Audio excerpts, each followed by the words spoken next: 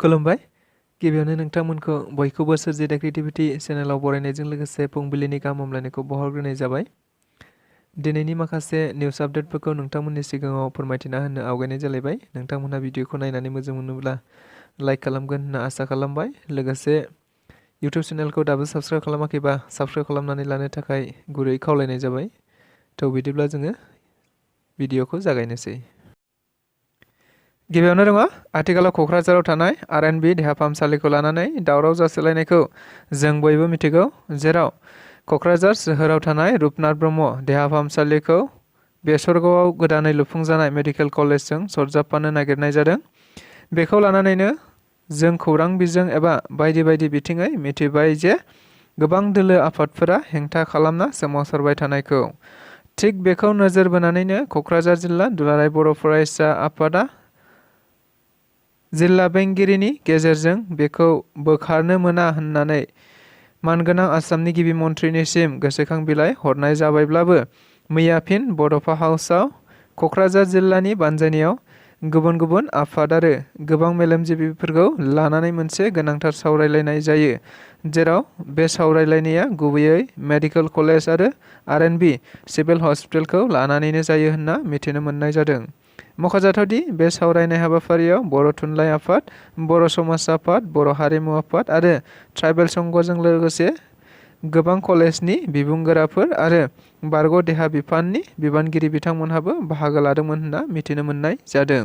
थांनाय BTC सरकारनि खुंथाय समाव रांखान्थि बेले-बेजेनि सायाव दिनै BTRनि गाहाय मावफुं सोद्रोमा प्रमद बर'आ खौरांगिरि बिथांमोननि गेजेरजों माखासे गोबां रांखान्थि जेराव मेराव जेरै मेरै बाहायनायखौ लानानै बुंथिनानै होदों। बिथाङा बुंथिनाय बायदिब्ला सिगांनि थांनाय सरकारा खामानिनि मुङाव बायदि बायदि बिथिङै गोबां रांफोरखौ जेबो बिथोन गैयालासिनो जेरै गोसो बेबायदिनो नेमखान्थि गैयालाबानो बाहायदों होनना बुंथिबावो, जेराव गोबां खामानिनि फाइलफ्राबो गोमानानै दङ।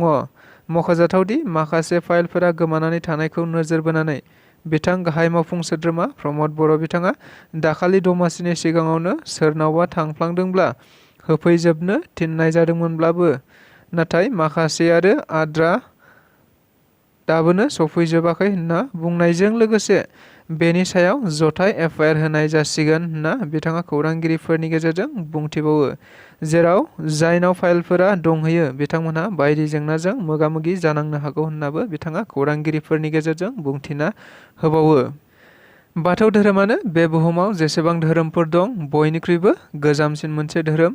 लोगोसे बर' हारिया बे बुहुमाव जेसेबां दिन थागोन बाथौ धोरोमाबो थाबाय थागोन आरो बाथौ धोरोमा जेसेबां दिन थांनानै थागोन बर' हारियाबो थांनानै थाबाय थागोन बाथ्राखौ बुंदों मोनसे समनि बारग' MP सानसुमा खुंगुर बैसोमुतियारि बिथाङा। मख'जाथावदि बिथाङा बाक्सा जिल्लानि सिङाव थानाय बागानसालिनि बाथौ ट्रेडिशन एन्ड कालचारेल रिसार्च सेन्टाराव सिजौ गायसननाय हाबाफारियाव बाहागो लानानै खौरांगिरिफोरनि गेजेरजों बुंथिना होयो बे बाथ्राखौ।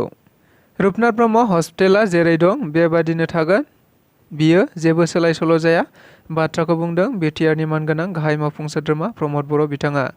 मिथिनाय बायदिब्ला आथिखालाव क'क्राझाराव थानाय रुपनाथ ब्रह्म हस्पिटालखौ लानानै गोबां आफाद आरो दोलोफोरा सोमावसारबाय थानाय समावनो मैया BTRनि गाहाय मावफुं सोद्रोमा प्रमद बर' बिथाङा बुंदोंदि क'क्राझाराव थानाय रुपनाथ ब्रह्म हस्पिटाला जेरै दं बेबादिनो थागोन, बियो जेबो सोलाय-सोल' जाया आरो रुपनाथ ब्रह्मनि मुंखौबो सोलायनाय जाया।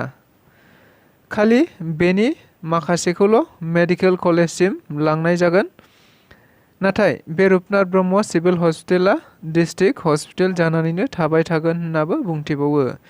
फारसेथिं खौरांगिरिफोरा सोंनायनि फिननाय होनानै बुंदोंदि फैगौ 27 जानुवारि एबा BTR गोरोबथा सानाव बे देहा फाहामसालियावनो मोनसे ब्लाड डनेशन हाबाफारिबो लानाय जादों आरो मोनफ्रोमबो महकुमानि सिङावनो मोनसे गोजोननि हानजा सुरनाय हाबाफारिबो लानाय जादों होननानै बिथाङा खौरांगिरिफोरनि गेजेरजों बुंथिना होदों। गोदान मुगायावबो मोनसे आसरित जाथाय। मिथिनाय बायदिब्ला मैया हरनि 12 रिंगानि उनाव गुवाहाटीनि सरुसजाइयाव सानै अजाखौ लानानै अर सावनानै फुजा होबाय थानाय समावनो ओनसोलनि रायजो राजाफोरा सानै अजाखौ हमनो हायो। खौरां बिजोङाव रोखायै मिथिबावनाय बायदिब्ला बे सानै अजाया आसामनि बायजोनि सासेया सोनाब बंगनि सपन दे आरो गुबुना सासेया मेघालयनि होननानै सिनायथिनाय जादों। लोगोसे बिसोर सानै अजाफोरखौ लाबोदोंमोन। दीपक कलिता मुंनि सुबुङा आलफाफोरनि दोनखुमानाय रांखौ नागिरनायनि मुङाव बे फुजाखौ होनाय जादोंमोन होनना खौराङाव मिथिबावनाय जादों। चिरां जिल्लानि गुरु भाषा बिसिडिसिनि मासिगिरिनि लिंथुमनायाव मोनसे सावराय जथुम। मिथिनाय बायदिब्ला PMAY जि न' मोनगिरि बिथांमोनहा गावसोरनि न'आ मानो दासिमबो आद्रा जानानै थाखो होननानै बिसिडिसि चेयारमेननिसिम खौरां दिखोबाय थानाय समावनो बिसिडिसिनि चेयारमेन बिपुल मुसाहारि बिथाङा बेनि सायाव न' मोनगिरि आरो मेम्बारफोरखौ लानानै आबुङै फोरमायथि होनो थाखाय बे सावरायनायखौ लिंथुमनाय जायो। बिथां बिपुल मुसाहारिया खौरांगिरिफोरनि सिगाङाव बुंथिनाय बायदिब्ला बे न'नि गासै लुनानै होनायनि बिबानखौ इन्जिनियार आरो BDOनोनो होनाय जादोंमोन। नाथाय इन्जिनियार आरो BDOफोरा जावले मिटिं लिंब्लाबो फैया आरो दासिमबो जेबो हिसाबबो होआखै होननानै अजद दैखांबावो। लोगोसे राहा गोथे जानानै बिथां बिपुल नार्जारिया दिनै खौरांगिरिफोरनि गेजेरजों 30 जानुवारिनि गेजेरावनो गासै मेटेरियेल आरो हिसाबखौ होनो थाखाय खावलायनाय जायो। खारबाय थानाय रेलवेआवनो जिनाहारि खालामनायनि अजद।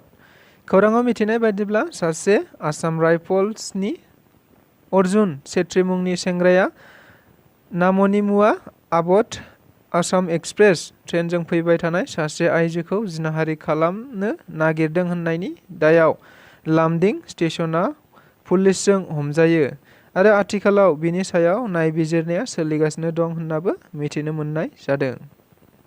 RNB सिभिल हस्पिटालनि दावराव दावसिखौ लानानै मानगोनां मन्त्रि UG ब्रह्मनि खौरांगिरि मेल।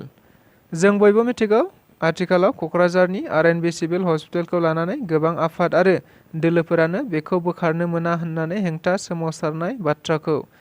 मख'जाथावदि बे बाथ्राखौ लानानै जोंनि गेजेराव गावजों गाव दान्थे बिदान्थे जाबाय थानायखौ नोजोर बोनानै दिनै मोनसे खौरांगिरि मेलनि गेजेरजों बुंदोंदि बे RNB देहा फाहामसालिखौ बेनिफ्राय बोखारनाय जानाय नङा, बियो बेबादिनो थागोन। नाथाय सरकारनि गाइडलाइन मथे बेबायदि मेडिकेल कलेज आरो सिभिल हस्पिटाला खाथि थानो मोना। बेनिखायनो बेसरगावआवनो मेडिकेल कलेज थानायखाय सिभिल हस्पिटाला बैजों सरजाबफागोन।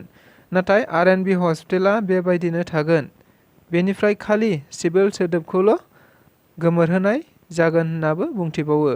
लोगोसे आरो बिथाङा बुंबावोदि क'क्राझाराव सिभिल हस्पिटाल थाखानानैबो आरो मेडिकेल कलेज गायसनबावनायनि थांखिखौ सिगांनि हाग्रामा महिलारि दैदेननाय सरकारानो लादोंमोन।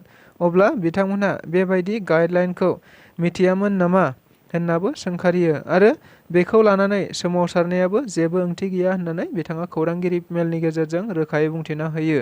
बेजों लोगोसे दिनैनि रादाबा बेखिनियानो। गोजोन्थों।